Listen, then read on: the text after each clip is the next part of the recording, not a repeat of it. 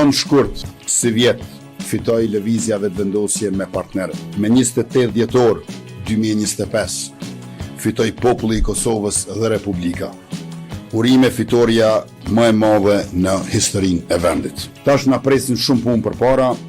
Rezultati sotëm na ka bërë të qartë që duhet të ecim përpara pa vonesa. Sa më parë që certifikohen rezultatet, aq më shpejt do të na duhet të krijojmë institucionet e të vazhdojmë me punën e mirë dhe projektet e nevojshme. Ftoj nga tash partitë opozitare për bashkëpunim në kuvend për marrëveshjet ndërkombëtare, për ligjet e mira që do t'i procedojmë dhe për interesin publik të qytetarëve të Republikës.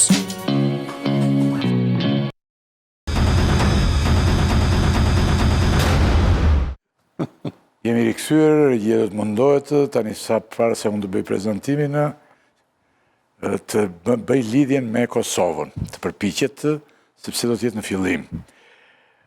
Siç kundërshëndoj që të nderuar teleshikues, lëvizja vetëvendosja ka fituar bindshëm zgjedhjet e mbajtura ditën e dieshme, duke i dhënë fund krizës të zgjatur politike në Kosovë. Mirëmbrëma zoti Gashi, faleminderit. Mirëmbrëma. Do të jemi fillim bashkë sa të bëj prezantimin unë dhe do të fillojmë me njëherë. Do flasim bashkë pak minuta. Edhe? Okej. Tani. Pra, bindshëm ka fituar lëvizja vetëvendosja. Në fakt unë e thash para se të ktheheshit të nderuar kolegë këtu, të vinit ju, që një përpjekje legjitime e opozitës për t'i marrë pushtetin Albin Kurtit, edhe me problematikat që kishte Kosova, por ndërkohë rezultoi një përpjekje për të vënë vetulla dhe nxori syt opozita, sidomos jo Partia Demokratike, po Partia Të trija dolën keq. Pra, si duhet ta lexojmë të rezultat, pse dështoi opozita, është ndodh tani me Kosovën, mentor Nazarko dhe Baton Haxhiu, faleminderit shumë. Vazhdon vijon të mbetet Alin Qori dhe Antona Bilekaj.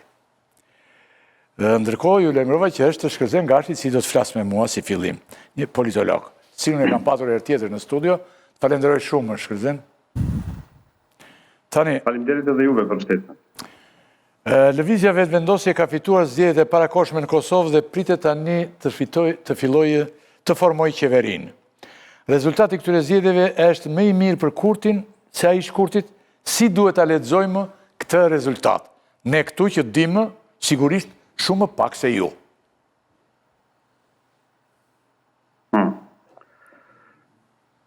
Po, është i ngjajshëm me rezultatin e Shkurtit të vitit 2021. Dallan është pak më i mirë se sa i Shkurtit të këtij viti. Edhe kjo është për një mori faktorësh. Po më kthehet zonin, jem të e një vetëm, nuk e di pse. Po më pengon kjo. Jo, unë ne dëgjojmë normalisht. Okej, më kthehet zoni jam, po si do shoh. Ne jemi duke dëgjuar mirë apo jo? Ne jemi duke dëgjuar mirë, po ndërkohë regjia punon që të mos i rikthehet zërit, mos i përsëritet zëri zotit Gashi. Po? Super. Okej, unë mendoj që një mori faktorësh që kanë ndikuar në këtë rezultat të lëvizjes vetëvendosje, e para është se po i rëndis kështu që po mbin mend, jo për nga rëndësia, po e para është që zgjedhjet i mbajt me 28 dhjetor, kur domethënë diaspora mërgata e Kosovës ka ardhur pasivisht në Kosovë, sepse dihet që janë pushimet e Krishtlindjeve vitit 30 dhe kështu.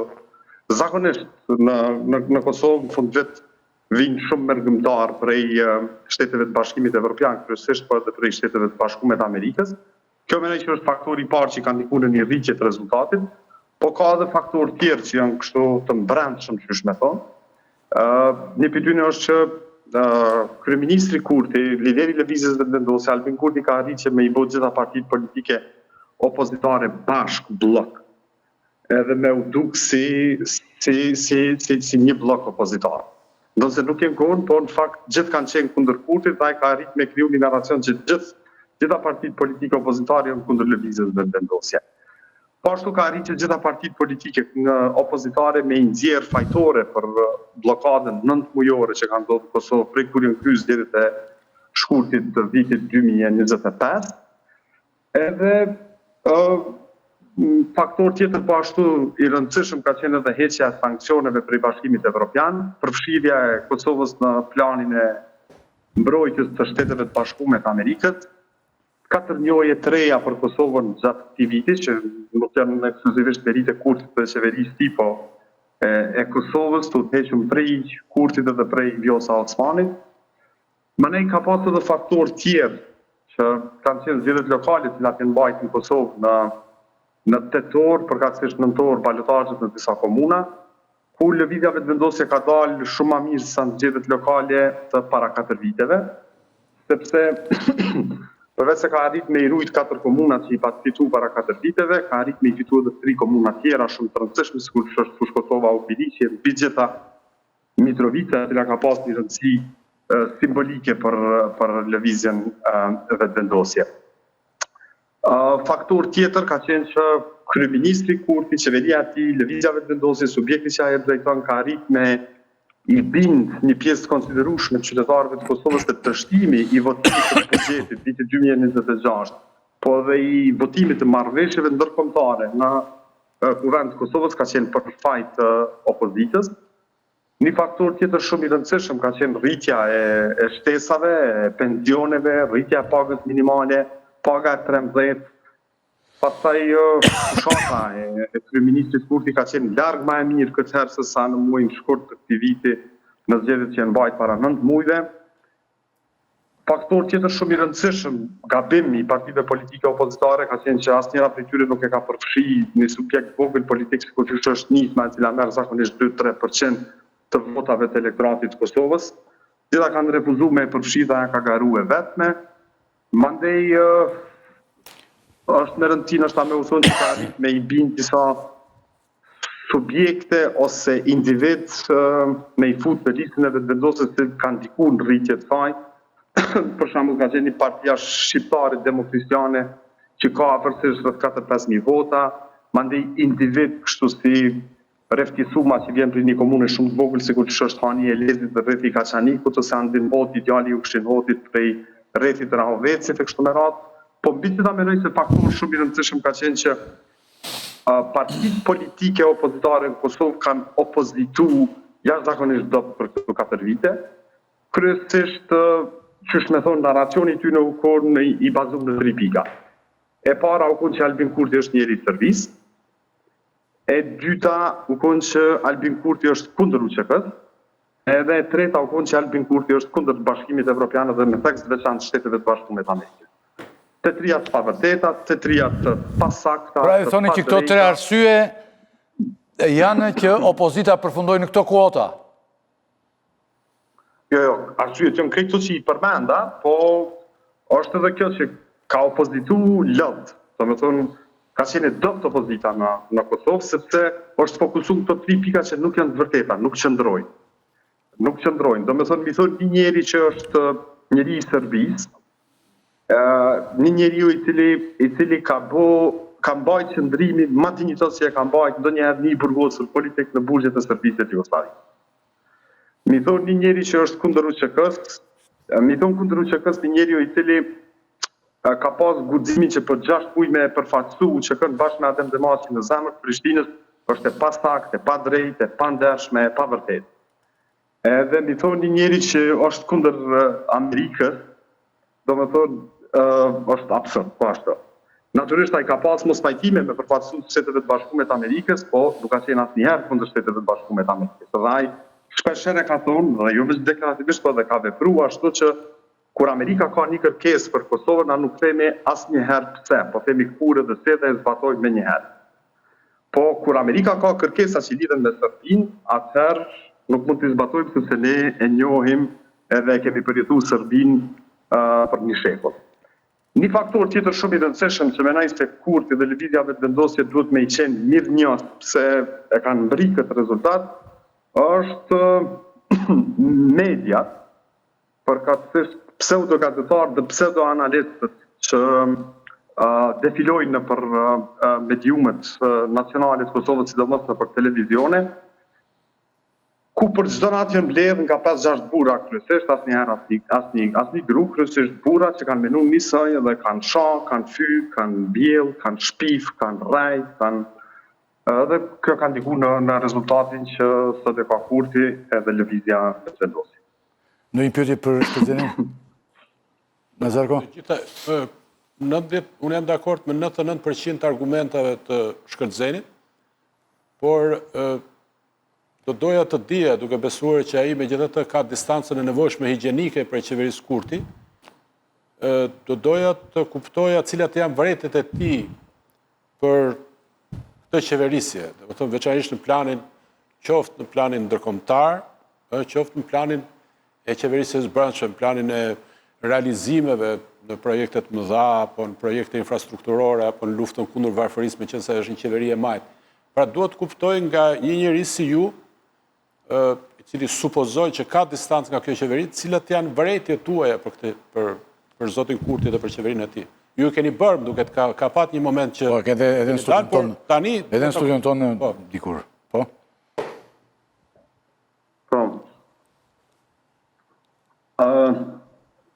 Në planin ndërkombëtar dhe në raport me Serbinën nuk kam asnjë vërejtje me qeverisjen e Albin Kurtit dhe lëvizjes së vendosje, sepse qëndrimi që ata kanë bajt në raport me Serbinë dhe në raport me Bashkimin Evropian, me Shtetet e Bashkuara, sa i takon dialogut me Serbinë, kanë qenë të drejta, parimore, të sakta dhe në përputhje me vullnetin e shumicës dërmuese të qytetarëve të Kosovës. Në planin e brendshëm, unë kam pas një mori vërejtjesh për qeverisjen e tij, sidomos në fushën e arsimit, në fushën e shëndetësisë, kulturës, infrastrukturës, po mendoj që ato nuk janë shumë të rëndësishme. Tash të e pas parasysh se Kosova ka pas dy alternativa. Domethënë një alternativë qeverisjen e Kurtit, e cila nuk karakterizohet me korrupsion endemik sikur ato qeverisjet që e kanë sundu Kosovën për 20 vjet, edhe qeverisja e Kurtit që megjithatë me gjithë vërejtjet që mund me u bë për kritika ndaj Kurtit është dashur me kohë për mendimin tim sektoriale. Partitë politike opozitare është dashur me u fokusu në të cilën prej fushave dhe me dhënë vërejtje, sugjerime, këshilla, komente, rekomandime se si është dashur me qeverisë Kurti. Ata nuk e kanë bërë këto dhe përpasoj shiko për 20 vjet Kosova është qeverisë shumë keq. Edhe partitë politike që e kanë sundu Kosovën nuk e kanë marrë seriozisht rezultatin, vullnetin e qytetarëve të Kosovës në shkurt vitit 2021. Ata për 4 vite, përfaqësues këtyre partive politike tash opozitare që dikur e kanë sundu Kosovën, kanë menduar se 14 shkurti i vitit 2021, kur Kurti ka fitu 50.2% votave të qytetarëve të Kosovës, ka qenë aksident. Edhe për 4 vite e mundu kështu me e shifto. Ky ishte një aksident. Mirë, por nuk ka qenë aksident sepse shkurti i këtij viti, ku ai mori 42.3%, përkundër faktit që votat u manipuluan ose rezultati i zgjedhjeve u deviu, sidomos për lidhjes demokratike të Kosovës me votat e qytetarëve shqiptar të Kosovës prej diasporës. Ky rezultat tash i 10 orit na tregon që nuk ka qenë aksident. Partitë politike opozitare duhet me u reformu, kjo reformë duhet me fillu prej bazës, prej poshtë lart. Nuk mundesh me poshtë Albin Kurtin, i cili jeton me qirasët në Prishtinë dhe nuk ka prontë vetën, i cili bën jetë modeste, nuk mund me poshtë ata që bëjnë jetë ekstra ultra super luksoze në përlagjet periferike ma luksoze të Prishtinës dhe të Kosovës. Kësaj dhëtë mi ashtu edhe ato që përgatitja intelektuale e Kurtit në krahasim me kundër kandidatit e tij, Bedri Hamzën prej Partisë Demokratike, Lumir Abdigjikun prej Lidhjes Demokratike dhe Ramush Haradinaj prej Aleancës për Andërinë e Kosovës është si dita me natë.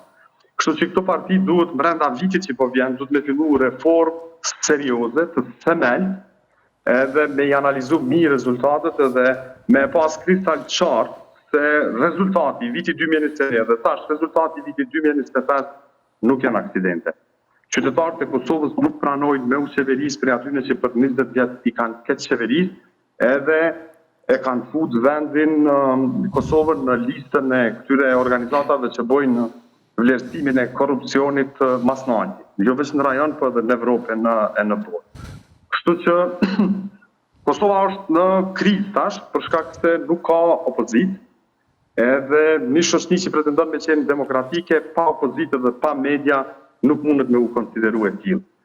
Na nuk kemi për fat keq parti politike opozitare si duhet, profilizume ideologjikisht, të udhëhequna prej njerëzve të ndershëm, ditun e të drejtë, që shënim primare kanë interesin e venit, edhe për fat keq nuk kemi media. Kemi një mori grupacionës, është formacionësh paramediale, se nuk është problem edhe me i qujt media.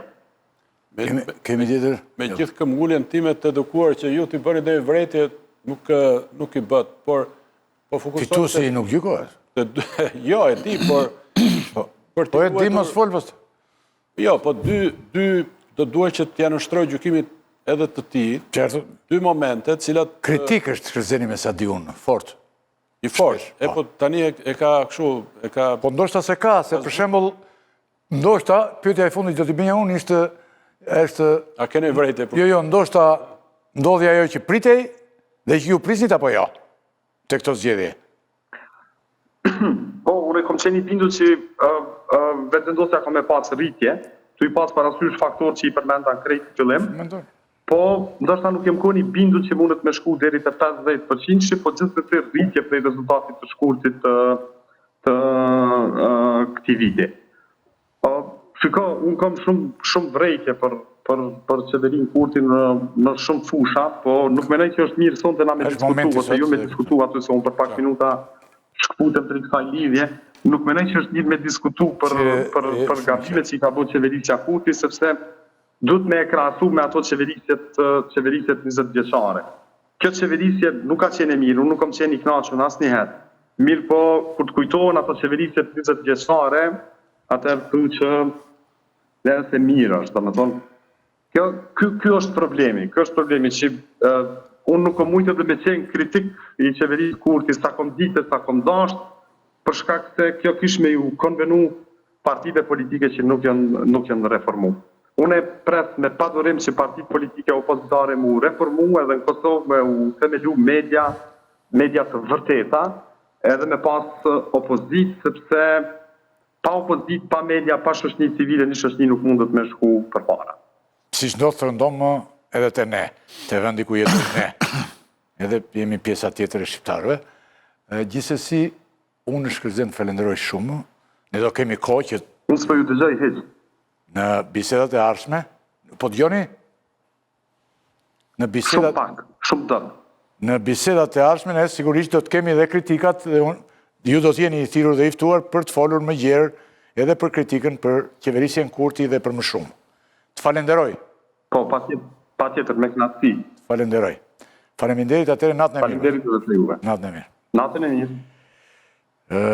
Pra ishim të nderuar të shikues me zotin Shkërzen Gashi, politolog, i cili solli qasin e vet, mendimin e vet për atë çka ndodhi, po që ishte dhe e pritshme. Kupton, një krizë e strigjatur që nuk i dha pikë, populli kosovare nuk i dha pikë opozitës. Po dhe me këtë opozit që ka qenë aty dhe me gjendjen që ajo kishte. Tani, me gjerësisht, ne do të flasim në studio. Zoti Baton, si e lexon ti këtë rezultat? E para, një opozitë e cila e shpjegoj veten në shkurt dhe e ripërsëriti veten në dhjetor. Ju nënshtrua një diskursit të Albin Kurtit dhe kërkoj gjërat të cilat Albin Kurti veç i kish vendos në veprim. Të kërkosh të thuash që do të rris paga, kur aje bën të atë veprim dhe i rris të pagat, është një gabim strategjik. Të thuash që ta zëm ne do të rrisim pensionet dhe aje bën atë, kjo është, dhe më thonë, të ti nuk e kupton strategjin politike. Dhe i ke pas dy njerëz, ose dy lider të cilët iracionalitetin dëshironin ta, ose iracionalitetin qeverisës dëshironin ta fitonin me një racionalitet të shpjegus, e ajo do kohë. Të flasësh për TVSH në një ambient të tillë ku emocioni dhe simbolika është gjithçka, domethënë ti nuk e kupton strategjinë politike. Dhe ajo që është më rëndësishme, ata kanë pas mundësi që ta ndërtojnë një qeveri në shkurt, për arsye se i kanë pas numrat, ata e lanë në pushtet Albin Kurtin, duke qenë opozitar të mirë dhe duke menduar se duke qenë i mirë në politikë dhe duke të bën opozitarizmin, e fiton pushtetin ndaj një njeriu i cili është me diskurs të fortë, është me një qëndrim të fortë në publik dhe që funksionon me simbolik. Mendoj që gabimet serioze të kryetarit Partisë Demokratike dhe kryetarit Lidhjes Demokratike të Kosovës, duke u sill si NGO më shumë se sa si lider të partive politike, i sollen Kurtit fitoren që është më e madhja ose me numrin më të shumë që ndonjëherë një parti politike ka pas. Dhe nënshtrimi ishte edhe më i madh që e pranuan 28 dhjetorin, që strategjikisht është e ditur që diaspora funksionon mbi simbolik, mbi një nacionalizëm regresiv, nëse mund ta quhem, se për arsye se nacionalizmi si natyrë është regresive, ose si koncept, jo si natyrë, ja dhanë një grupacionit të madh të shqiptarëve të Kosovës, prej 374.000, që ditën e 28 dhjetorit, këtë simbolik t'ja dhurojnë Albin Kurti.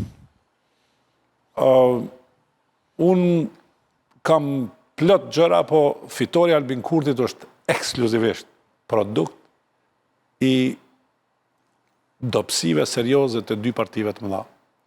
Të opozitës. Pa shpirt, pa program, pa strategji, pa fjalor, pa diskurs dhe pa ide se si do të ketë. Edhe pse e kërkuan vetëm insistim? Dhe më thënë, të kërkosh një gjë gjatë gjithë kohës, e pastaj t'i përshtatësh njeriu i cili ju ka përçmuar dhe t'i nënshtrohesh ashtu, nuk ka rrugë tjetër përveç që t'i humbës zgjedhës me këtë shumicë. Dhe më thënë, Albin Kurti është fitues, edhe nëse e don me gjuhën sportive bravo i qoftë, për arsye se arriti ato që askush se ka arrit, e ka merituar këto në Kosovë, se në çfarë gjendje është Kosova, nuk i ka merituar këtë rezultat, por e ka merituar Kosova një Ndrim të pushtetit. jo ndrim pushtetit, e ka merituar Kosova që mos jetë peng e partive të cilat nuk kanë guxim qeverisin, por kanë një farë relaksimin opozit. Qa të thëmë, ky relaksim i tyre të qenurit në opozit e bëri Albin Kurtin me guxim që të qeverizë. Unë besoj që tash po largohemi nga ngërçi, e ky ngërç është edhe fundi i kësaj gjenerate politike që më vjen keq që kjo gjenerat politike e kryesuar nga Lumiri, që është një gjenerat e re, edhe nga Bedri Hamza, që është një produkt i një koncepti ekonomik, dështoj edhe dështoj me merit. Dhe më thënë, ata do të shkojnë për faktin se treguan dobësi të jashtëzakonshme, ishin opozitar të mirë dhe aty mbetën. Dhe fjalia fundit që desha të thënë, asnjëherë nuk e deshën vendin e parë. Gjithë luftonin për vendin e dytë ose të tretë. Kjo është shumë interesante. Të luftosh, po kjo është një strategji jo vetëm e politikës, por në shumë, për shembull edhe te politika jonë këtu, duket si për partia, do kalojmë aty pak, si për Partia Demokratike vendin e dytë do tani. Nëse shohun Partia Demokratike ka tjetër gjë këtu. Do kthehemi, se do bëjmë një krahasim. Arlind, unë të qëllimisht të mbajta në këtë pjesë, për shkak se po ta shohim si ideologji, si të thuash, me se ideologjia ka filluar të bjerë totalisht në politika, të forcat politike, të partitë, ka një rënje të madhe, për shembull Edi Rama këtu është më shumë mi djathtë se doktori që kemi në krahun tjetër, është mi djathtë në të gjitha gjërat që bën dhe mendon.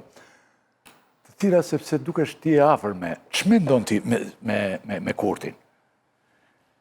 Si e lexon ti këtë rezultat? Si njëri që je qaseni, njiheni kështu? Po, jam takuar Jeni takuar? disa herë, domethënë. Disa herë. Vitet shkuara, po. Qartë. Po, si e lexon ti këtë? Rezultatin tani, për shembull, dhe pas krizës si ndodhi? Po tani, unë dua të shoh gjërat në mënyrë dialektike, kuptimin që Zoti Axhiu tha që ishte dobësia e opozitës ajo që prodhoi fitoren e vetëvendosjes, po këto janë të lidhura me një. Edhe Gashi. Pra, një parti është e fortë se partia tjetër është e dobët, e një parti është e dobët se partia tjetër është e fortë. Pra këto janë produkt të një totaliteti dhe nuk mund t'i dajmë nga njëra tjetra. Pikë parë njërë, unë dua që të vrej me kënaqësi mënyrën e organizimit të zgjedhjeve në Kosovë. Po ta krahasoj me Shqipërinë, situata është mjaft më brenda ligjshmërisë, mjaft më paqësore, rezultati pranohet më kollaj, numërimi mbaron për 3 orë, mos gaboj, del fituesi, për shkak se votat numërohen në qendrën e votimit. Ndërkohë që në Shqipëri po i le numërimin e votat në qendrën e votimit, fillojnë vjedhin si në 1996. Pra kjo tregon se ata që kanë pushtetin në Shqipëri, ose pjesa e establishmentit tjetër politik, është ende tahmaqare në kuptimin më vulgar të fjalës për të vjedhur votat. Kjo na bën që ne pastaj të mbledhim votat në qendrën e qarkut dhe të rrim 2-3 net pa gjumë derisa të marrim vesh. Do një javë, një javë. Kush voton, po të paktën të kuptojmë kush fitoi, domethënë. Kështu që ky është një dallim. Po ashtu unë do doja ta vlerësoja jo vetëm Kurtin, por edhe vetëvendosjen, sepse nganjëherë të gjitha meritat i merr kryetari dhe të gjitha të tjerat që punojnë edhe veprojnë duket sikur nuk kanë vlerë dhe peshë politike. Një parti është, besoj, një strukturë organike ku sigurisht kryetari ka peshën dhe përgjegjësinë e vet, por është një bashkësi, besoj unë, figurash tjera përfaqësuese edhe aktivistës dhe vetëvendosja ka nisur shumë herët këtë si parti e organizuar nga poshtë, që ka mbajtur qëndrime të forta antisistemore, edhe në politikën e brendshme, edhe në politikën e jashtme të Kosovës.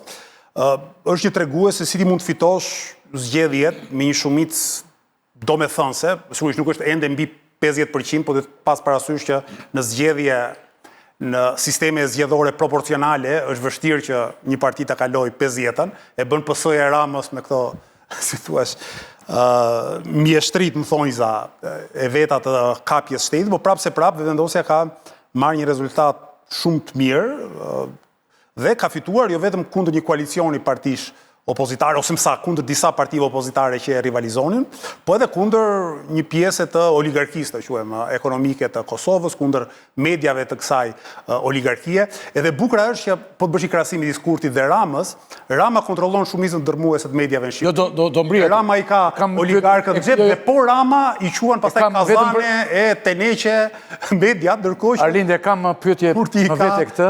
Se ne bëjmë krahasimin gjithmonë me Shqipërinë. E kam unë këtë pyetje. Edhe diçka tjetër për situatën politike në Kosovë. Kam përshtypjen që, siç u tha dhe me drejt këtu, partitë opozitare nuk kanë shpresuar se do të fitonin. Më korrigjoni nëse kam gabim llogarinë. Jo, vënë dytë sabatoni.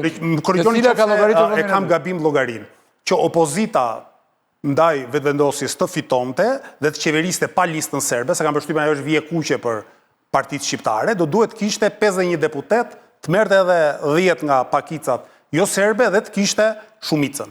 Do nuk e di sa veta në Kosovë besonin që 3 apo 4 partitë opozitare të kalonin edhe pragun 5%, që në Kosovë është shumë i lartë, dhe është goxha më i lartë se në Shqipëri në këtë pikpamje, edhe të merrnin së bashku 51 deputet. Kështu që shumica e qytetarëve të Kosovës e kanë pas të qartë zgjedhjen. Do votojmë për një parti që mund të na qeverisë, apo do votojmë për një koalicion që kërkon të riprodhojë dhe të vazhdojë krizën. Pra është aq i dobët sa që as vetë nuk shpreson që do të qeverisë, po thjesht do të vazhdojë këtë situatën e paqeverisshmërisë. Kështu që për të gjitha këto arsye, unë besoj se vetëvendosja dhe Albin Kurti kanë fituar zgjedhjet. Mentor dhe Abili ka pastaj? Po, unë i bashkohem natyrisht me një ligjërim pak sa më ndryshe, atyre konsiderata se fitoria e Kurtit është një fitore jashtëzakonshme. Edhe në raport me atë 2021-shit, kur ai ishte në koalicion me zonjën Vjosa Osmani, e cila përfaqësonte një fluks të caktuar elektoral që lidhej me trashëgiminë e zotit Rugova. Pra, në këtë kuptim të arrish njëjtin rezultat me të 2021, duke patur vetëm një subjekt elektoral, sepse PSHDAK-u, që është një parti e vogël, apo çfarë përfaqësonte zonja Mimoza Kusari Liri, nuk janë, po themi, parti të shtrira në territor, është një rezultat i jashtëzakonshëm, i testuar pra për herë të tretë. Dhe të arrish të rezultat duke patur kundër Shtetet Bashkuara të Amerikës, Bashkimin Evropian, oligarkët, gazetarët më të rëndësishëm, gjithë partitë opozitës, ftohtësinë e Shqipërisë, është një rezultat pra jashtëzakonshëm. Dhe tani bashkohem po ashtu pikpamjeve që është dobësia e opozitës. Mirë po, më pëlqen që të përdor, të citoj, të marr huaj një koncept përdor nga një... Një sekundë vetëm në këtë mbulimin, se duket aty është natë, që kanë fituar këta, po mund të vëni fotografi ditën që mos duket sikur jemi në zi, e kupton? Regjia punon këtë, se unë nuk e përdor më këtë regji tani, Anton. Përdor këtë fjalën, po, ja, doli me dritë aty, se edhe ka fituar, e kupton? Edhe jemi në rregull. Po. Po thoja që... Fale. Më pëlqen që të marr hua konceptin e një shkrimtari, i cili ishte edhe ambasadori i Kosovës në Gjermani, Bejt Sufaj, i cili i atribuonte këtë krizën pa alternativë në cilën është Kosova. Imagjino dhe Shkëtzeni që është një lloj mbështetësi kësaj qeverie e quan Kosovën në krizë, megjithëse zakonisht kur një parti fiton shumicë të tillë, edhe kur qeveria është e sigurt që do të krijohet pa vonesa, nuk duhet të quhet në krizë. Bejt Sufaj përdor një shprehje, thotë Kosova ka ngecur, thotë, në këpucët e fëmirisë demokratike. Pra një lloj preferencë të tillë elektorale për një parti pas lirisë 1999 apo shpalljes pavarësisë në 2008 është një, domethënë, fenomen anomal, domethënë jo normalitet demokratik. Dhe këtu, meqense është Arlindi, edhe këto doja në fakt që ta pyesja ose prisja që ta thoshte dhe Shkëtzeni, janë dy momente të cilat e vënë diskutim dhe këtë thellësinë e fitores të vetëvendosjes, duke patur parasysh këto tre elemente. E para, fitoria e vetëvendosjes është një parti në një kuptim e majt, madje mund ta quajmë vetë ekstremit majt, e ka një shpjegim në një analizë të thellë, vertikale apo horizontale të elektoratit. Sepse elektorati kosovar ka votuar përgjithsisht për LDK, që ka qenë një parti me origjinë titiste. Pra njerëz cilët kishin qenë nomenklaturë dikushme intelektuale, akademike, administrative jugosllavisë, pra një majt liberale siç ishte ajo. Produkti i autonomisë ka qenë. Po, i autonomisë, po ishte majt titiste, liberale, jo komuniste si ajo e Shqipërisë sonë. Një majt tjetër ka qenë ajo e partive të luftës. Ka qenë PDK-ja, AK-ja, që ishin partitë të afërta, do të krijuara nga, po themi, nga LPK-ja, nga Shqipëria. Po, nga Shqipëria, pra enveriste. Pra ka qenë majtizëm i tipit enveriste. Mos vjen keq me thënë. Dhe pastaj vetëvendosja e cila vjen nga neomarksizmi, vjen nga majtizmi francez, domethënë majtizmi antiglobalist francez. Pra, në një substrakt të tillë të majt shoqëror është normale që të fitojë një parti si kjo, si vetëvendosja. Mi po ka dy momente cilët mua më duken dështim, në fakt, tre momente që më duken dështim, jo vetëm të partive të opozitë, por dhe të shoqërisë për të afirmuar vetëvendosjes. Momenti i parë është ai që, duke qenë një parti e majt, nuk ka bërë me gjithë këtë politikën e subvencioneve, këtyre rishpëndarjeve të vogla, luftë për mundjen e varfërisë. Është një demonstrim shumë i qartë nga Ministri Financës. E kemi, si ka qeverisur dhe çfarë pritet? Okej. Vretja... Ti themi kështu në blogje kështu që të... Okej, atëherë do t'i them më vonë, atëherë tre argumentet e mirë. Pra, atëherë këtu zbresim. Opozita tani, pse përfundojnë këto kota, e tha Batoni shumë qartë. Edhe Gashi, edhe Batoni, e tha qartë. Ju të tjerë, që keni... Anton, ti, njërë? Po, më flasë shkurë se më paka shumë më thënë gjërat. Po. Unë mendoj këtë rezultati i shkurtit të këtij viti ishte më besnik se ky rezultat i zgjedhjeve. Mendoj që vlerësimi që u bë qeverisë Kurti për 4 vjeçarin e parë është më i saktë ai që u bë në 2021 se sot. Ky është një vlerësim indikuar nga një faktor siç ishte stabiliteti. Pra, fundi i gërshit.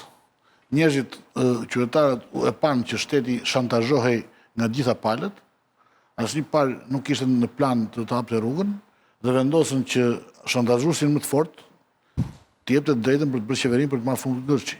Saktë kjo. Kështu që besoj që kjo ishte rrjedhimi i shantazhit, jo i Ai slogani se nuk do të keni paga nëse nuk... Pra, ata thanë, sa të futemi këti kalvarit të gjatë. Atëherë më shkurt është që këti t'i japim votën. E dyta është që rezultati zgjedhjeve lokale ndikoi shumë në disa zona që i përmendi zotëria Gashi që parë. E treta është që Kurti bëri një reng shumë të fortë gjatë ngërçit kur e ftoi LDK-n në qeveri. Dhe LDK e pati probleme edhe në kryesinë e vet se disa u joshën nga ftesja e Kurtit dhe krijoi një ide të gabuar te elektorati vet që Kurti është shumë afër LDK-s. Dhe ajo që po shohim ne, rezultatin e LDK-s që ulet dhe i Kurtit që ngrihet, është pikërisht kjo, që një pjesë e elektoratit të LDK-s ka menduar që më mirë japin vetë votën Kurtit se sa të presin një koalicion që ta bëjnë ata. Dhe të shkojmë drejt stabilitetit. Kështu që mendoj që këto janë faktorët, por dhe fakti që ishte momenti kur emigrantët kthehen në vendin e tyre të cilët kuptohet që janë në shumicë me Kurtin. Kështu që kjo për mua ishte një fitore me dhunshme e Kurtit, nuk ishte një fitore me merit për shkak të programit. Se programi i Kurtit ishte nëna, fëmia, bujësia, ushtria, veriu. Do më thënë, program ekonomik këtu s'ka fare, është zero. Që do marrë bujësinë si program ekonomik është turp për një politikan të shekullit 21. Ai më tepër në Kosovë. Po që të nesë është fare program bujësinë. E kanë bujësinë pak Ka pas program. Bujësinë si program e ka si edhe Mao Zedongi kur bëri krizën e madhe që vdiqin gjithë kinezët. Kur po është vend bujësor, S'ka vend bujësor. Ata e pranuan, nuk kemi program. Po pra, nuk kemi kjo program. është një gjë e rëndësishme. Ata ndihmojnë bujë. Ka bujësia, zhvillon industrinë, ndihmohet nga industria. Relative shumë është kjo. Mendoj që program ekonomik s'ka. Program populist, social ka. Qartë. Jo, dakord, në Kosovë, është një program populist. Nëse po e veçuar pastaj për bujësinë, kur i vend bujësor Veriu shumë i ndjeshëm dhe është një program sigurie. Në vend të bujësisë të mbjellësh kanabis për shembull, se ata mund ta bëjnë me kanabis. Po ta shohësh si program, për programet e opozitës, pavarësisht se ishin programe, siç e tha Batoni, naive dhe të pa dhe që nuk kontestonin atë që bënte qeveria, po në fakt e konfirmonin, ishin programe më ambicioze ekonomikisht se programi i Kurtit. Ky është i thjesht, banal dhe shkoi ndoshta më shpejt, por nuk ishte program për mendimin tim. Prandaj them që ishte një fitore e dhunshme që ai arriti duke shantazhuar për një vit gjithë institucionet e Kosovës dhe qytetarët e Kosovës. Gashi dhe Batoni thanë qartë pse dështoi opozita. Çfarë ke për këtë Batoni? Ose Baton filloi edhe një herë dhe pastaj me radhë. Jo, unë mendoj... Po me pika, 1, 2, 3, 4. Po. Pse dështoi opozita? E para, ka pas një premje, mos themi një amputim politik në Kosovë dhe hapjen e rrugës e Kurtit në vitin 2019. Kurti ka qenë me vota i pakt, por shkurja e Hashim Thaqit dhe Kadri Veselit e krijoi një pasiguri dhe një situatë që populli i Kosovës e kërkonte një lider të ri. Për arsye se Partia Demokratike, pak këta dy lider, nuk përfaqësonte një farë stabiliteti politik të elektoratit. Edhe ashtu një pjesë e elektoratit të Partisë Demokratike kanë qenë për bashkimin me Shqipëri, një pjesë e elektoratit Partisë Demokratike ka dashur Shqipërinë, nuk ka qenë Kosovë-centrike dhe kanë qenë gatshëm që t'i bashkohen vetëvendosjes. Dhe ai viti 2019 që i dha 27% dhe pastaj 50% me njëherë mas atyre zgjedhjeve që dështoi koalicioni me LDK-n, i vendosi dy partitë opozitare që ta nisin jetën politike nga fillimi. Por e bën një gjë të panatyrshme. U zgjodhen në krye të partisë vetëm sa për Partia Demokratike e zgjedhit dikën, vetëm sa për të pritur se do të lëshohet Hashim Thaçi nga burgu, dhe kjo po zgjat 5 vite dhe ai ende është atje. Dhe kjo pritje realisht e krijoi një farë status quo në Partinë Demokratike që në një farë mënyrë i dha hapësirë të jashtëzakonshme vetëvendosjes dhe kurtit. Kurse te Lidha Demokratike bëri gabimin serioz që vendosi një lider që vinte nga jashtë, jo nga struktura e Lidhës Demokratike, ende nuk ishte i pjekur si politikan mbranda Lidhës Demokratike dhe strukturave të saj. Edhe pse Lumiri është ekonomist i mirë, është elekuent dhe diskursin e ka më të mirë se sa i përket dallimit që e tha musafiri yt nga Kosova, Lumiri për Albinin është Einstein. Einstein është. Do më thonë, kur po flas për dijen e tij ekonomike dhe diskursin e tij, do më thonë, Dikush më shkruan këtë që thoni ju me fjalë tjera, do me thënë në votat që mungojnë LDK si ka marrë Albin Kurti. Saktusht. Do me thënë, votat të cilat i ka munguar LDK-s kanë shkuar edhe pikërisht është dënimi që LDK-ja ja dha për shkak se ai nuk bëri koalicion dhe e mori distancë. Por LDK-ja këtu ka pas drejt në një farë mënyre. Mentor? Si të mundesh me të bëj koalicion me dikush, me dikë që thotë që ju jeni të Serbisë. Mentor? Opozita gaboi gjatë këtyre 9 muajve, sepse përveç atyre argumenta që tha Batoni, sepse nuk arriti dot që të binte opinionin publik që ai që ishte duke taktizuar, ai që ishte duke shantazhuar, ai që ishte duke mbajtur krizën gjallë, mundësisht deri në dhjetor apo mundësisht deri në prill që kur të ishte zgjedhje presidentit, nuk ishte opozita, po ishte vetë zoti Kurti. Nuk arriti dot që ta binte për këtë.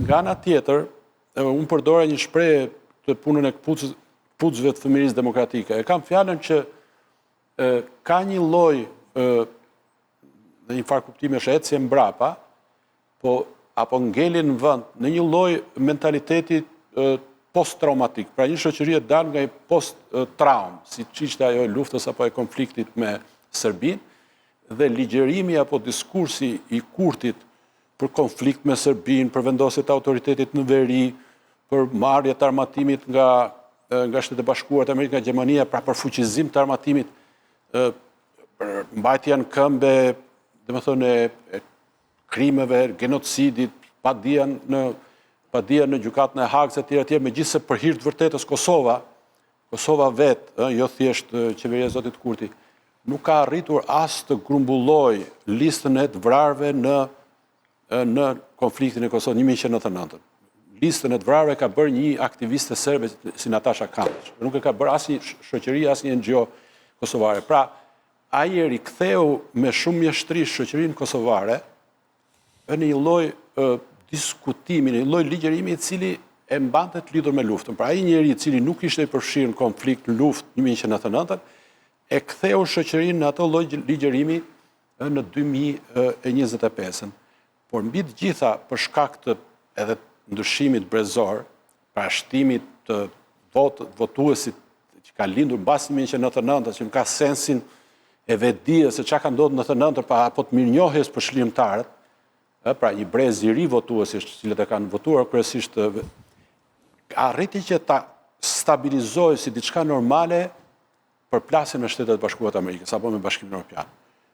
Të vendoset, të pozicionohet publikisht i dërguari amerikan, që rastit 2021-shit, i dërguari presidencial, djali presidentit, pastaj, siç ishin pra 2021, djali presidentit Trump, po flasim për fundin e 2020-s, fillimin e 2021-shit. Dhe sot, dali ambasadë amerikane të thotë që ndërpresim dialogun strategjik me ju. Nuk duan të punojnë me këtë qeveri. Po ndoshta ky është veprimi i mirë i Albin Kurti. Pikërisht prandaj them që ky është problem jo thjesht sepse problem i shoqërisë. Sepse kjo varësi e çuditshme e politikës ballkanike, sidomos tona. Pra një shoqëri si ajo kosovarëve, e cila duhet menduar të ishte 99.9% pro-amerikane, ta quajë normale këtë gjendje është diçka që është fatale. Po dy momente që lidhen me... Ndoshta ky është një nga sekretet e Albin Kurtit. Që e kanë ndihmuar. Po sekretet ndoshta duan shumë kohë për t'u trajtuar, por kjo në fakt, prandaj përmenda substraktin e majt. E kaq sa kuptoj unë mendoj që e kanë ndihmuar. Në substrakt të majt, domethënë zhvillimi një ndjenje subtile, anti-amerikane, zhvillime ekstremizmit islamik, do më thënë është terren kështu goxha fertil, po atë që mendoj që është pika më Mos i bashkot dy jetën. Jo, ekstremizmi Se dhe vetë islamik. populli vetë ka një... Një sekundë. Populli kosovare ka vetë në qikë. Shiko, ekstremizmi islamik në Kosovë arriti nivelet pa imagjinueshme. 1.000 kosovar ishin në Siri. Ma dje disa nga Mendoj që nuk janë bashkë këto. Mendoj ndoshta ka Jo, bërë. i bashkon anti-amerikanizmit të majtën, ekstreme dhe ekstremizmi islamik i bashkon anti-amerikanizmit, por kjo është një gjë tjetër, nuk po e kam fjalën për ato segmente shoqëri, ato ishuj të shoqërisë kosovare që raportojnë me anti-amerikanizmin. Ajo që duhet përmendje, meqense flitet për subvencionet, rishpërndarjen e rroga 13, ndihma për studentë, për të papunët e tjera, është Jemi diçka tjetër. Do thënë, në fillim 2024, Ministria e Financave tha se do ndihmonte 40.000 familje që jetonin nën limitin e varfërisë, nën minimumin e varfërisë. Në nëntor të 2025, pra 2 vjet më vonë, numri i familje ishte 90.000, pra ishte dyfishuar. Pra një parti e majtë, e cila duhet ta luftojë varfërinë, praktikisht ekspozoi rritjet varfërisë. Dhe momenti i dytë është momenti i energjisë, po ndoshta do ma japësh mundësinë për atë. Zgjedhjet u zhvilluan në mesin e krizës energjetike. Kishte qendra të votimit që s'kishte energji.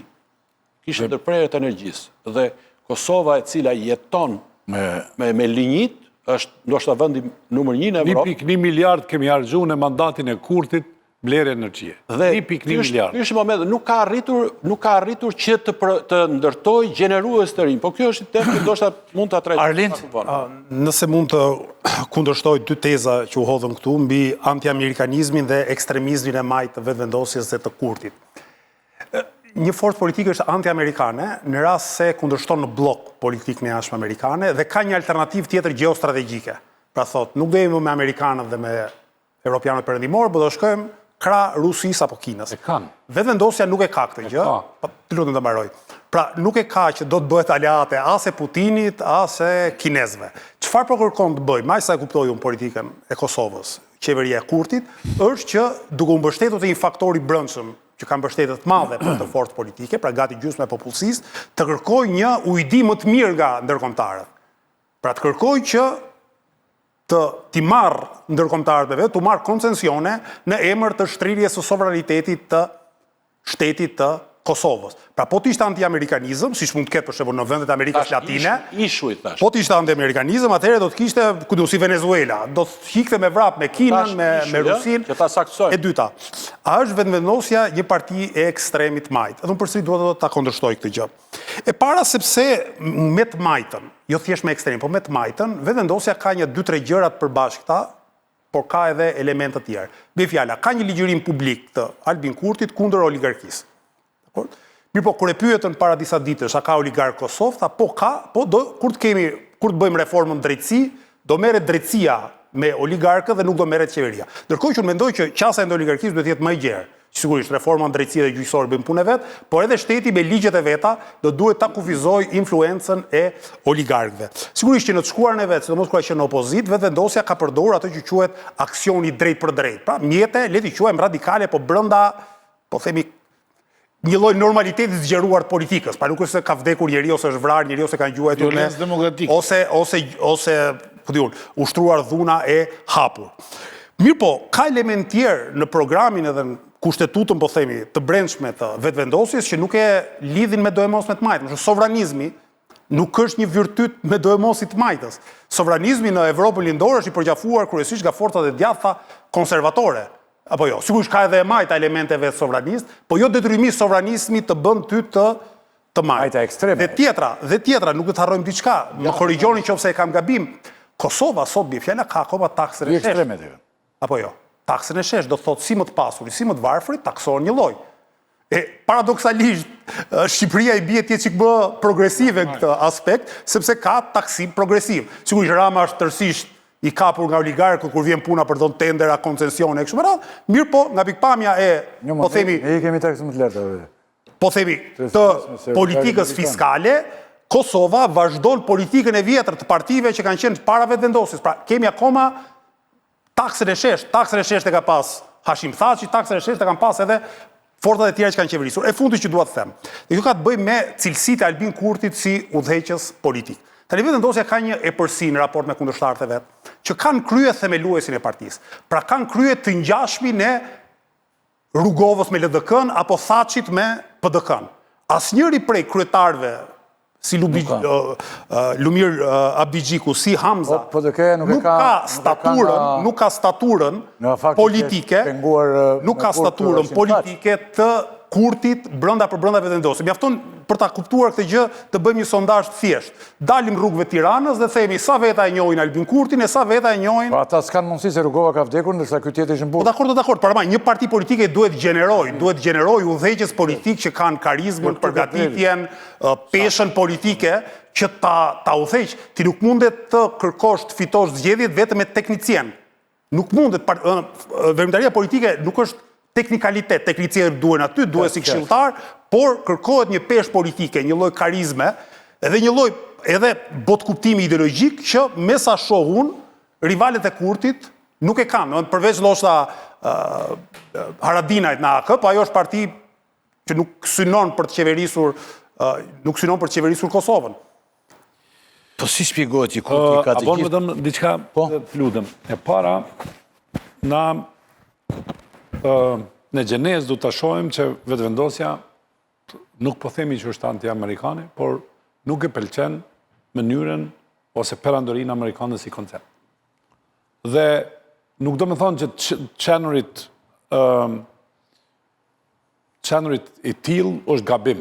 Do me thonë është qëndrim, për arsye se ata imperializmin e shohin si dobësit sovranizmi, që une nuk më pengon ajo, por në momente geopolitike, kur Kosova ande nuk e ka formësu identitetin e vetë, ose sovranizmin, është rrezik.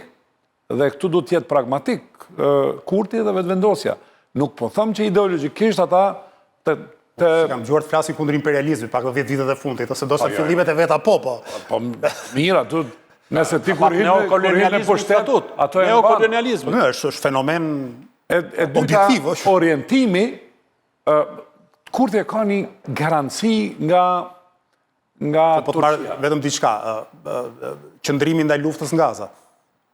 Vetëvendosja nuk ka dhënë asnjë fjalë. Ka dhënë. Nëse s'ka dhënë ata, ka dhënë të tjerë. Dakor, po Kurti vetë ka qëndruar shumë i kujdesshëm. Pjesa pragmatike ti ka qenë kujdesshëm. Po këta tjerë jo. Për shembull, etash, nëse ti keni problem me amerikanët, për shkak të asociacionit dhe për shkak të marrëveshjes së Ohrit, se çështja është e implementimit, se në nënshkrimin e marrëveshjes ai e ka bë. Ai refuzon implementimin dhe kërkon garanca tjera, kërkon njohjen, që është gjithashtu legjitime. Problemi që e ka Kurti në këtë moment, kërkon garanci sigurie nga Turqia, dhe orientimi i tij është krejt atje. Prandaj po them alternativa e tij nuk është ja vendi NATO-s, është prapse prap. Po tash na mund të themi që është vendi NATO-s edhe mund ta shfaqsojmë Kurtin me këtë, por megjithatë Qofse e merr si model politik, Erdogani është problem, po qofse e merr si kontribues ai e merr si model të sigurisë, dhe kur e merr si model sigurisë, ti e merr edhe si model politik. Tash a bën atë apo jo? Diçka te oligarkët në Kosovë. Si shpjegohet me që është brenda kësaj, si te oligarkët, si shpjegohet që Kurti, thonë, pyete specifikisht të zotin Haxhiu, i ka të gjithë kundra oligarkët, mediat, gjykatat, prokurorinë e tjerë dhe fiton. Ja, kjo është, mediat nuk i fitojnë zgjedhjet. Dhe po mundohem të asjaroj... Oligarkët i fitojnë? Po mundohem të asjaroj. Kosova nuk ka oligark. Nuk ka. Për arsye se oligarkët e Kosovës e kanë pas fuqinë e vetë të mëhershme. Janë produkt i autonomisë të Kosovës. Dhe nuk janë produkt i tenderave të shtetit. A gati shumica prej tyre. Nuk janë produkt i tenderave që shteti ata dhe gabimi i Kurtit të kjo pikë është serioze, se na e dim se cili është, ose kur i jap një terminologji oligarkëve, atëherë saksisht dihet pse ja u japat terminologji. Se lidhja atyre me pushtetin nuk ka të bëjë me tenderimin dhe pasurimin e tyre përmes tenderëve. Taksa shesht, ose ma mirë themi, njerëzit të cilët kanë lindë si të pasur në Kosovë, që nuk janë larg të qenurit, ose shumë janë larg të krahasohen me të pasurit në Shqipëri. Shumë. Kur thëmë shumë. Ka nis nga zeroja mas luftës. Dhe Kosova e ka taksën e shesh të tillë, pikërisht se varfria, ose varfria ka qenë një lloj për gjithë, se kemi ardhur kemi filluar jetën nga shtëpiat e rënuara. Dhe s'ka pas rrugë tjetër, përveç ta kemi taksën e shesh. Dhe askush s'ka provuar ta ndrojë këtë taks. Ka dallim shumë të madh kohor. Shqipëria nisi 92-shin, Kosova nisi 99-ën. Do thua nga zeroja. Në Kosovë ka pas diferenca ekonomike më të rëndësishme se në Shqipërinë e Enver Hoxhës. 345.000 shtëpi djegura. Jo, dakord, po flas para luftës, ka pas diferenca ekonomike. Po ajo gjatë luftës u shkatruan gjitha. Dhe Verket janë krijuar rrugës. Edhe kanë marrë tendera nga shteti, devollët për shkak.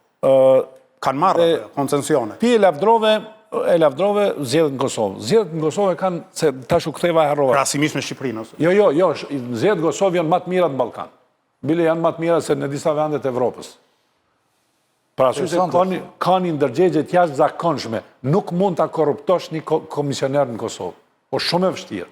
Pa shumë faktorat. Mund të rënosh diçka, po ta korruptosh. Fakti që është ai kur e merr policia aty nuk korruptohet. Është kultura e perëndimit. Perëndimit. Dhe kjo ka qenë në Serbi, po Serbinë ka penguar tjetër mentalitet. Janë instaluar për shkak të mikut dhe e kemi vendos atë traditna. Jo vetëm kaq, po ka qenë një shoqëri e hapur. Edhe në kohën e Josif Broz Titos. Me të thënë drejtën, është shumë vështirë. Edhe Kroacia është kështu. Ja, Slovenia është, se Kroacia ka pas probleme serioze me të ka patur, po Kroacia është prapa e emër tjetër. I Serbinë që ka të mentalitetin e vet, të tjerat janë vendet e Ballkanit. Hiç Kosovën edhe Sloveninë, të gjithë kanë probleme serioze me votë. Tani kalojmë tani në një moment të rëndësishëm. Edhe të fundit për mediat. Po. Edhe mediat në Kosovë kanë qenë produkt ndërkombëtar. Domethënë, të gjitha janë krijuar nga fondet ndërkombëtare dhe janë trajnuar nga BBC dhe amerikanët. Çiko që dalloj unë baton një gjë tjetër. Por mediat e na janë shkatruar për një arsye. Dallon dot sepse jo se s'di, por nuk e jetuar këtu. Ne që kemi jetuar këtu, për shembull mua për cilën periudhë?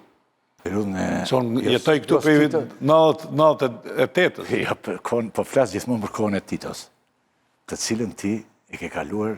Po kanë kaluar 30. Po jo, po s'ka rëndësi fare. Në qoftë se ti e merr njeriu në atë moshë dhe e manipulon në një mënyrë të tmerrshme, je double standard, ke bërë dy jetë. Shiko, për shembull mua pyes veten shpesh, ore çfarë ndodh? Pse? Mua për shembull ka shpëtuar mbyllesha dhe lexonja shumë libra. Ka shpëtuar kjo pjesë.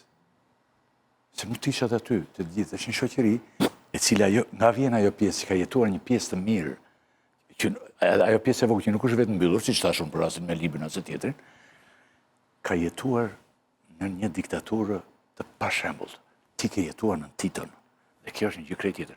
Dhe kjo shoqëri është e hapur kosovarja edhe për këtë arsye. Më beso, është një arsye shumë e rëndësishme. Kemi jetuar me Shqipërinë, bëj ulli gabim me ke. Ke jetuar me Shqipërinë, një pjesë e Jugosllavë. Ke jetuar kot se ja ke futur me atë patriotizmin fals, që dojnë Enver Hoxha, këndoshin ca këngë atje, atë që donin romantik, gjoja do me thënë hajde të bëhemi me Shqipërinë dhe të bëhemi me diktatorin. Po tani unë kam jetu këtu, dhe unë e di mirë këtë gjë. Ka qenë dy lloje shtypjesh, sa dy ka qenë shtypja me karakter kombëtar. Ku shtypja? Në Kosovë. Po ai jeton në Gjermani, mo. Ky po të donte ikte jeton në Gjermani. Nuk ka lidhje ajo. Ka ikni pjesat e mos. Nuk fillon as nuk mbaron liria. Por e dinin Hoxhën çfarë do të thënë? Pastrimi mund të flisje vetëm për Gjermaninë. Për ekipin e futbollit Gjermanisë, po ti ishe tifoz ose Brazilin. Sa të burgosur politika. Po flisje për dikë tjetër, ti shkonje në Burg. Ti shkonje në Burg politika pas Kosova. Mund na thot dikush sa të burgosur politika pas Kosova gjatë Jugosllavisë. Është janë shumë. Sa të vrarë politikisht. Ka jo, për kundrazi nuk i bënte gjë ajo sa na bënte një secili thot o lele trupi im. Po dakord, mo dhimbjet janë të dhimbje janë ore, dhimbjet. Secili shef atë që ka psuar vet, po. Shqipëria nuk e ka asnjë problem ose betejen me probleme etnike. A di çfarë lehtësie për me qenë mendja hapur është. Tani me lej, kalojmë te një pikë, sa herë bën zgjedhje në Kosovë, ne bëjmë një krahasim me Shqipërinë. Për te krahasimeve që i dim për zgjedhjet, procesin zgjedhor, a mund të bëjmë një krahasim mes mënyrës si qeverisit Kosova me Kurtin dhe si qeverisimi ne këtu? Po fare shkurt secili. Ç'është mendimi secilit? Për zgjedhjet apo si qeverisë? Jo zgjedhjet. Zgjedhjet i kemi diskutuar. Si qeveriset në Kosovë dhe këtu. Secili mendimin e vet. Jo, mendimin tonë kemë, po. Se Kurti duket shumë i fortë dhe shumë i zoti në opozit. Kujtohet më. Vetëm për kështu. Fillohet për ta thyer, po. Për ta përmbyllur pak të çështjen e anti-amerikanizmit. Jo, vetëm për ta përmbyllur që të mos duket sikur unë kisha një qëndrim total. Thash për ishujt të anti-amerikanizmit. Jo, të cilët një lloj si këtu në këtë gotë me ujë, po të edhësh një shishe boja, jep të ngjyrën bojës, pra ishujt të anti-amerikanizmit apo të ekstremizmit fetar, cilët e kanë bërë që të duket normale që Kosova i ka ftohur apo i ka ngrirë marrëdhëniet dhe me Shtetet Bashkuara të Amerikës dhe me Bashkimin Evropian. Dhe që shpresojmë që tani kjo situatë ka përcjellë. Pra unë dua të shpresoj që zoti Kurti e kupton qartësisht konjunkturën ku gjendet Kosova dhe ku gjendet bota. Tani që shkojmë te qeverisja, duhet të prek dy momente të cilat e ilustrojnë krahasim. Qartë, e ilustrojnë këtë gjë. Nëse Shqipëria mendoj që mbledh më pak taksa në raport me atë që është prodhimi i përgjithshëm brut, në raport me Kosova. Kosova mund të ketë, duhet të ketë, edhe me qeveritë të tjera, disiplinë fiskale apo mbledhje taksa shumë herë më shumë. Flas në raport me numrin e banorëve. Flas numrin e banorëve. Pa shteti është më funksional. Pra shteti është më funksional. Merë taksa pastruseve. Është dhe kulturë, është dhe respekt, ka evazion më të kulturë. Se taksa ne kemi më shumë se çdo vend tjetër. Sigurisht, pra ka evazion shumë më pak se sa Shqipëria. Po pra, se Shqipëria detyrohet të ketë evazion për shkak të taksës lartë.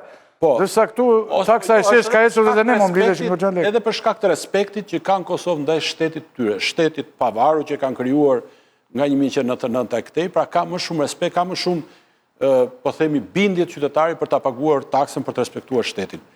Por çfarë është vënë re, domethënë nga ekspertët, është ku janë përdorur paratë e shtetit. Domethënë është një kritik dominante nga ana e mendimit specializuar ekonomik që nuk është përdorur para në projektet mëdha kapitale. Pra Kosova nuk ka përmbyllur asnjë projekt madh infrastrukturor. Pra autostrada, rrugë të brendshme, pra nuk ka projekte të mëdha. Madje ka ngrirje të fondeve publike për shkak të, kështu është interpretuar, që mos t'i tenderojmë, mos t'i prokurojmë në mënyrë të tillë që të mos ndryshojë perceptimi i publikut për korrupsionin. Dhe këto para të ngrira të buxhetit shtetit janë përdorur me qëllime redistributive. Dhe këtu niset tregoja një dështim, Batoni mund të ndihmoj ose mund më më korrigjoj, në çështjen e energjisë. Ka patur dy projekte të mëdha në energji, në cilët Kosova mund ta kapërcë. Jo, kjo është një krahasim me ne. Shqipëria është e përfshirë, harxhon shumë para publike, ndoshta edhe më shumë se sa kishin alternativë në pikpamje të projekte të mëdha, infrastrukturore, autostrada, korridore e të tjera, ndërkohë që Kosova nuk ka përparim në këtë drejtim. Dhe Shqipëria ka dhënë leje, po themi, dhe për hidrocentrale të vogla e tjera, ndërkohë që Kosova vuan nga kriza energjetike. Dhe ta morën shembull për të ilustruar që megjithse Kosova ka linjit, megjithse pak para se të vinte zoti Kurti ishte një projekt i një kompanie të madhe amerikane, Kontur Global, për të bërë një termocentral me qymyr, i cili do ta zgjidhte 1000 mega, do ta zgjidhte krizën energjetike. Megjithse Greqia ju ofrua për të ndërtuar një tubacion gazi nga Shkupi drejt Prishtinës me një fond amerikan, ose pjesërisht me një fond amerikan, Kosova i refuzoi që të dyja dhe praktikisht nuk ka investime të reja në sektorin energjetik. Vetëm se ishin amerikane. Prandaj, nuk di të them të nëse ishin amerikane ose jo, po është fakt që kriza energjetike vazhdon. Unë nuk jam me atë lloj kritike që u bë nga një pjesë opozitës apo e medjave, se shiko se u përdor kompania... Okej, të konkludojmë. Okej, atëre Baton ti si e mendon krahasimi me Shqipërinë? E para, Kurti e përdor buxhetin dhe taksat e shqiptarëve të Kosovës dhe të kosovarëve për lemosh. nuk ka projekt, nuk ka vizion, dhe deri me tash për 5 vite nuk e mbaj mend për asnjë projekt serios. Një vetëm. E para ka harxhu për këto 4 vite 1.1 miliard blerje energjie. Dhe ka harxhu dikun rreth 1 miliard tjera, ose dikun 600-700 milion tjera, vetëm për lemosh, duke ju dhënë pensionistëve, duke ju dhënë studentëve, duke ju dhënë... Dhe në vend që të ndërtonte, ose taksat... Ky një jep kështu, e ke thënë redi. Jo, unë po flasë për diçka tjetër, se me gjitha të, këtu ka investim në shëndetësi, këtu ka investim në infrastrukturë, këtu ka investim... Koncesione të shumë të rakt. Ne, koncesione. Ato Dhe i ka thënë që ka investu në kopshte, për fëmër, 74 kopshte. Asë një se ka bo, 3 ka bo realisht. Problemi në Shqipëri është niveli lartë i korupcionit. Në Kosovë, korupcioni është i lidhun vetëm me 2-3 vetë, të cilët janë të besueshmit e Kurtit. Kryesisht në energji,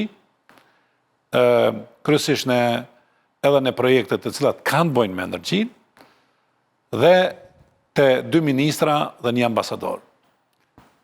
E tash, për kulturën e korupcionit në Shqipëri, që ndikon në qeverisje... është kulturë më demokratike, më e përhapur. është më e përhapur. Më e përhapur, më e guximshme. Guximshin, se këtu guximin kur e përdori, nuk e përdori si fjalë pozitive. Dhe me thonë, është pamarre. Dhe me qenë se është e tillë, atëherë qeverisja është e ngarkuar moralisht, se çfarë të bëj ose si të veproj me këtë mungesë ndërgjegje dhe morali. Me qenë se është e stresuar me kjo, atëherë është e pamundur që mos ta prek korrupsioni qeverinë. Por çfarë ndodh kjo? Brenda këtij korrupsioni ka zhvillim dorë në zemër me vendet e Ballkanit, zhvillimi në Shqipëri është serioz. Tash, në të gjitha aspektet, por projektimi dhe vizioni, dhe më thonë, brenda vetës ka korrupsion serioz, dhe nuk e di se si... Më thonë, ndryshimi thelbësor është ky. Nëse sociologjikisht e përdorim, atje kjo e ka një burim. Burimi është i mahershëm, shumë i mahershëm për shkak të varfërisë, dhe tash ka mbetë si kulturë e komunikimit. Tani është diskutuar gjithësisht që edhe Kosova të ketë një strukturë të ngjashme me SPAK-un tonë. Madje mund të asistoj dhe Altin Dumani tonë. Po për çka? Të bëhet SPAK. Po për çka? Se di, zot Nazar. Po niveli korrupsionit në Kosovë është... Keni dëgjuar gjë? Po niveli korrupsionit në Kosovë është... Mendoni se i duhet një SPAK Kosovës janë?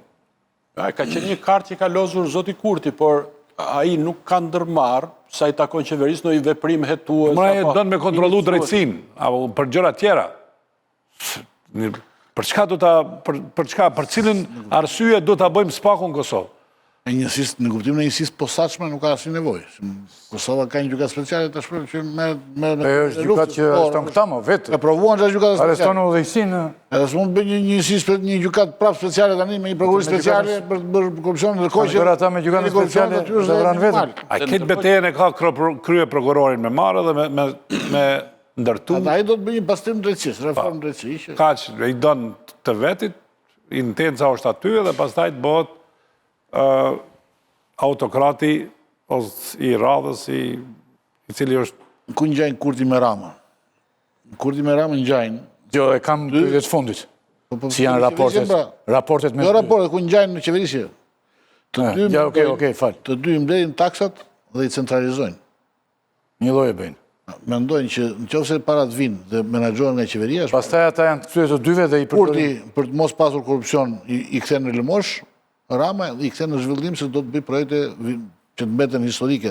Dhe këtu rindet dhe pastaj korrupsioni. Këta e kanë të dy këtë koncept që është një koncept centralizues.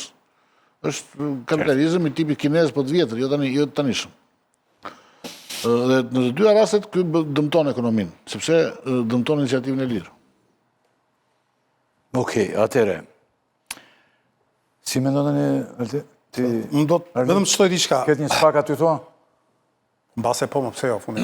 Korrupsioni është problem gjithandetër, unë nuk besoj që Kosova tjetë Ishulli i lumturisë mbar botërore ku nuk ka korrupsion. Gjithsesi nuk e njoh mjaftueshëm për të dhënë një gjykim të plot për këtë gjë. Ama di të them Vetëm Altin Domani ton. Albin Kurti, si kryeministri i Kosovës, nuk është përfolur për akte korruptive, kjo është gjë e rrallë, sidomos këtë hapësirën tonë, ndryshe nga Rama. Po këtu është ndryshimi. Tani, për të bërë dallimin midis Kurtit dhe Ramës, edhe midis dy modeleve të qeverisë. Jo, si janë Do të raportet. referohem, shkojmë te raportet. Do të referohem diçka që më E kam ka në fund këtë. një burr në rrugë. Më ndali edhe më kujtoi një thënie të vjetër, tha ne thoshim në kohë socializmit kur bënim atë ushtrim, që strategjia jonë është që të mbrohemi duke sulmuar e të sulmojmë duke u mbrojtur. Dhe pastaj bënte paralelizëm me sot, tha që Rama sot tha punon duke vjedhur dhe vjedh duke punuar. Pra ky është modeli i qeverisjes së Ramës. Punoj duke vjedhur, vjedh duke punuar, dhe kjo në një farë kuptimi mund të sjellë më shumë investime, mund të sjellë po sjell nga ana tjetër shumë më tepër shpërdorim të paras publike, mund të sjell pa diskutim vjedhje, keq funksionim të institucioneve. Dhe unë do të marr një rast që e njoh sepse kam qenë 2 herë, herën e dytë nuk na lanë të bëjmë zgjedhje në Tiranë, kandidat për kryetar bashkie i Tiranës dhe kam hulumtuar mbi mënyrën si ndërtohen shkollat në Tiranë. Shkollat që rrëzoi Tërmeti janë ndërtuar nga 2 institucione, nga Shteti Shqiptar dhe nga Bashkimi Evropian bashkë me UNDP-n.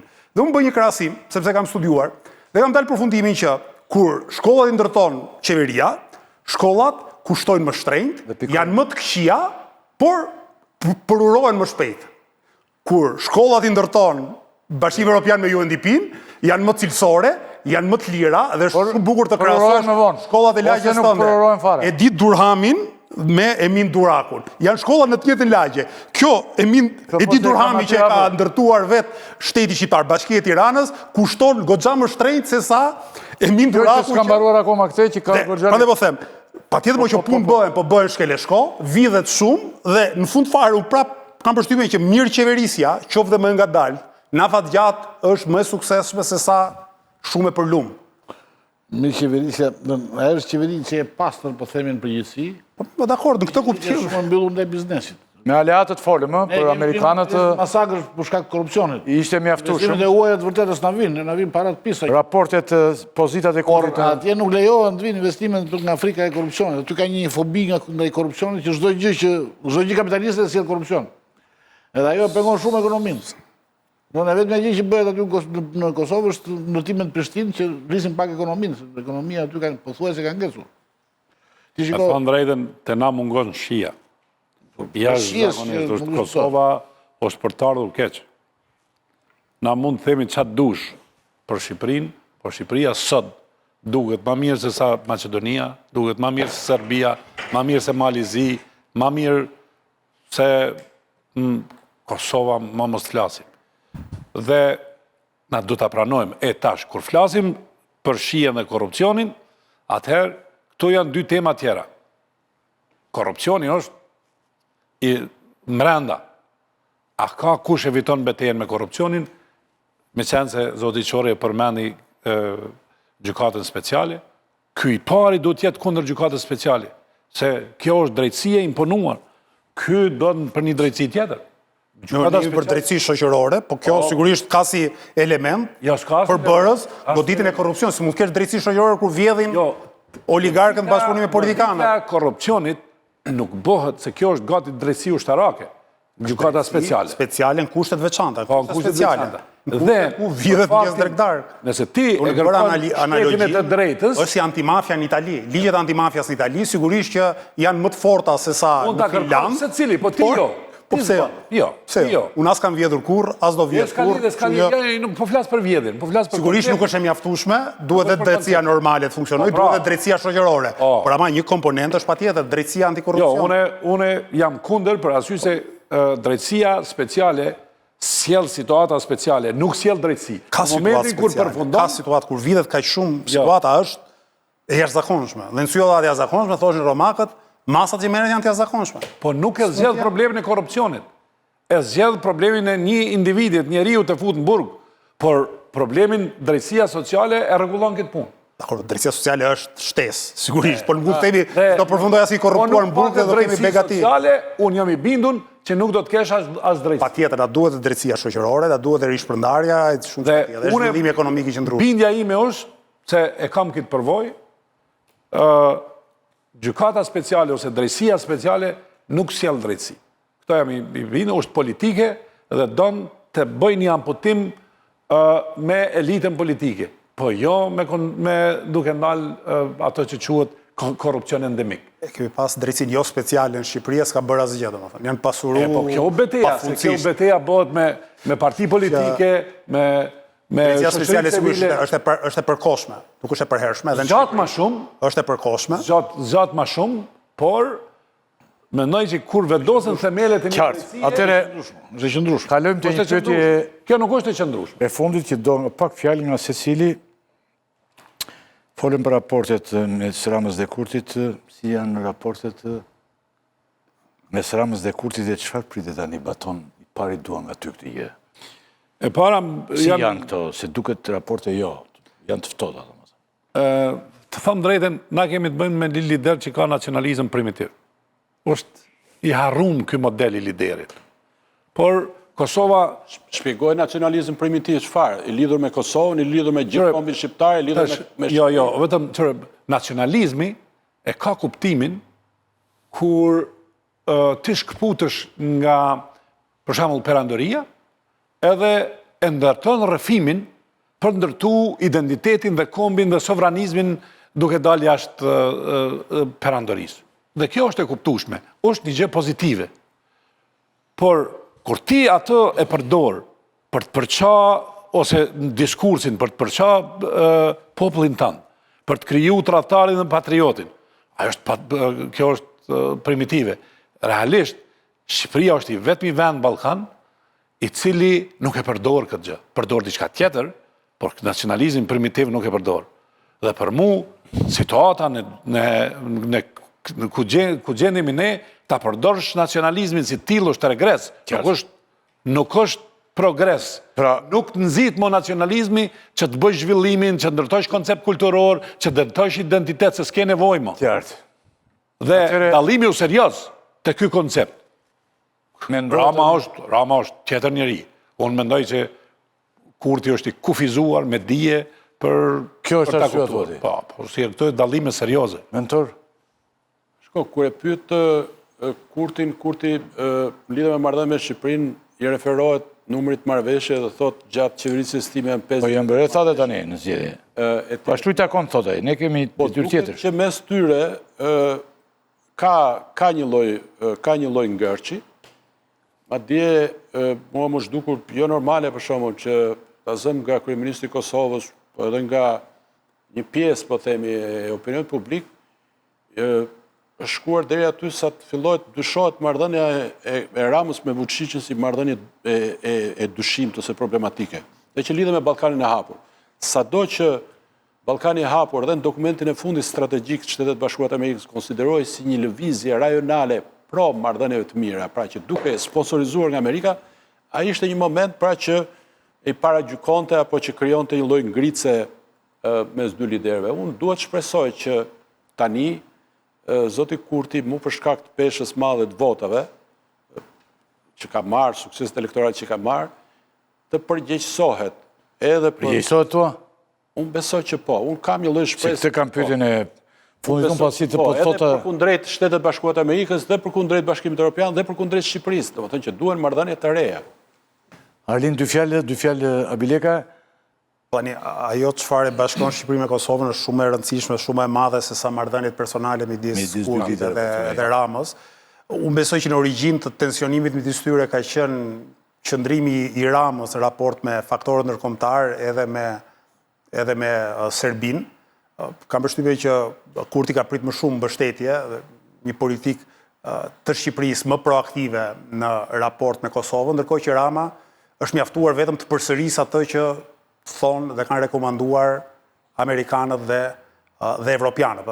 Të sille si ambasadori i BE-s apo i SBA-s në... Është marrë dhe me gjykatën speciale dhe me UÇK-n, është marrë, nuk është... Në Tiranë. Dakor, po arsyeja kryesore besoj unë e konflikt mund të jetë dhe kjo. Pastaj patjetër mund të kenë edhe pakënaqësia personale, por këta dytësore në raport me gjërat e tjera. Unë mendoj që duhet qenë luftë për influencë e secilit prej dyve, dëshirë për të vendosur primatin në hapësirën shqiptare. Po dhe ndërkombëtare, besoj. Do ketë kur paqe, sidomos në hapësirën shqiptare. Do ketë kur paqe mes Ramës dhe Kurtit, ata kur nuk do bashkëpunojnë sinqerisht me një tjetrin, do bëjnë sikur, do bëjnë aktivitete fasad si ato qeveritë e përbashkëta e tjera, por kur nuk do kenë një bashkëpunim sinqert. Është dhe një arsye kjo. Jemi realist politik tani se nuk kemi të bëjmë me Edhe sidomos nëse ambicet e tyne shenjtor. Janë dy politikanë të cilët nuk janë shenjtorë. Nëse ambicet e tyre të mbeshin fshehura për bashkim, e sidomos Kurti bile ka dhe përmes simbolikës, unë nuk besoj që ka paçë aty. E filloi mentori tani çfarë pritet nga Kurti tani? Unë besoj që... E ta mbyllim, të mund se popullata flet tani që se vënohemi dhe më shumë. Dekurajove, duke menduar që po flet popullata dhe unë po dekurajove. Shkurt. Nesër, s'ka në YouTube. Unë duhet besoj që zoti Kurti, i cili ka akumuluar eksperiencë ekzekutive gjatë këtyre 5 vjetëve, ka patur kontaktet nivelit lartë, ka ndjerë ngritësën e marrëdhënieve diplomatike të Kosovës me Perëndimin, mu për shkak të saj dijes që ja paranojnë që të gjithë që e ka, para formimit të tij intelektual, unë besoj që ai tash do të jetë më i përgjegjshëm, pra do të jetë më bashkëpunues, edhe me Shtetet Bashkuara të Amerikës, në krye të cilëve është një udhëheqës si Trumpi, i cili nuk është i parashikueshëm. Besoj që zoti Kurti pra do të shfrytëzojë atë bazë. Do shta gjithë bota e meriton një udhëheqës të tillë, që nuk parashikohet. Baton erdhi më në fund një udhëheqës, që nuk parashikohet për asgjë. Sot një Donald Trump. Unë mendoj pra që zoti Kurti do të jetë më bashkëpunues, do të provojë një faqe të re. Do provojë thuati një faqe të re. Do hyjë një faqe të re, marrëdhëniet edhe me Shqipërinë, edhe me Perëndimin, edhe me botën përgjithësi. Mendon që do ndodhë kështu? Po tani, fakti që vetëvendosja është konfirmuar me mbështetje të madhe shoqërore në pushtet, besoj që i jep më shumë peshë edhe negociatat me faktorët ndërkombëtar, domethënë. Praktikisht ti nuk e zhbën dot, këtë dua të them. Nuk e zhbën dot, nuk e heq dot vetëvendosjen e Albin Kurtin nga pesha dhe roli që kanë Kosovë. Besoj kjo gjë do të merret konsiderat edhe nga faktorët ndërkombëtar. Pa kur ti e kupton që nuk ke ç'i bën, atëherë do ta marrësh konsiderat. Kurti do t'i pranoj të gjitha. Të gjitha. S'do të refuzoj asnjë gjë. Për arsye se kriza mallkanman nuk menaxhohet, vetëm diktohet. Kjo është bënë të sigurt ja ku jemi. Mars, prill, do të kemi këtu prapë, mbaje mend këtë fjali, s'ka menaxhim krizës, do i pranoj të gjitha. Do i pranoj të gjitha. Të gjitha. Kurti i pranon të gjitha, do të batoni. Unë besoj që në këtë situatë që është bota sot, i konvenon të miratoj të gjitha, sepse nuk besoj se varianti tjetër i refuzimit i bën mirë sigurisë Kosovës. Ai ka deklaruar sot që që qëllimi është integrimi në Bashkimin Evropian, qëllimi më i madh i Kosovës. Prapë nuk e ka përmendur Shtetet e Bashkuara të Amerikës. Prapë në prioritetet e tij gjatë fushatës nuk e përmendi Shtetet e Bashkuara të Amerikës, por mendoj që pa e përmendur, ashtu duke e lënë në tabu emrin e SBA-ve, do i pranoj gjithë kërkesat e SBA-ve. Ai ka fuqinë tani dhe mundësinë të rikonstruktohet dhe vetë edhe një herë. Ta rishpik vetëm, po ka vetëm një moment me që lidhëm me Trumpin, që zgjidhja eventuale konfliktit Rusi-Ukrainë, me ndërmjetësimin amerikan, hap një perspektivë interesante për Kosovën, për integrimin e Kosovës në OKB. Dhe mendoj që zoti Kurti duhet ta kuptoj këtë. E humbëm atë rast në 2020-ën, me përfshirjen e Trumpit negociatat Kosovë-Serbi, por e kemi sërish, Kosova e ka sërish një shans të tillë, sepse Kosova mund të hyjë në OKB vetëm nëse Rusia nuk vendos veto. Dhe Rusia që normalizon marrëdhëniet me Perëndimin, që normalizon marrëdhëniet me Amerikën, mendoj që nuk do të jetë pengesë për Kosovën, sepse i intereson ta përdorë si precedent për ato rirregullime territoriale me Ukrainën. Pra, është një skenar i ri për Kosovën, interesant. Jo tamam siç e thoshte Kurti kur përsëriste si revolucionar, thoshte ne jemi si Ukraina, që ishte një koncept i gabuar i tij, mendoj unë, por mendoj që ka skenar të rinj interesant për Kosovën. S'kemi gjë besoj apo jo. Të nderuar të shikues, kjo ishte pjesa e dytë, bashkë me pjesën e parë. Goxha kohë ju morëm, por ju do ta falni sot sepse siç thash, është emisioni i fundit për këtë vit. Dhe në fund njeriu edhe mund të bëjë çfarë dojë tani. Pak e zgjatë dhe mund ta teproj dhe e tepruam pak, ndjesë, po ndjesë që kërkoj edhe pse po buzëqeshin operatorë dhe këta, Do bëjmë pushim tani. Mezi po presin që të ikin. Faleminderit. Natën e mirë gëzuar vitin e ri, që po vjen, dhe me thënë, edhe takohemi vitin tjetër. Natën e mirë.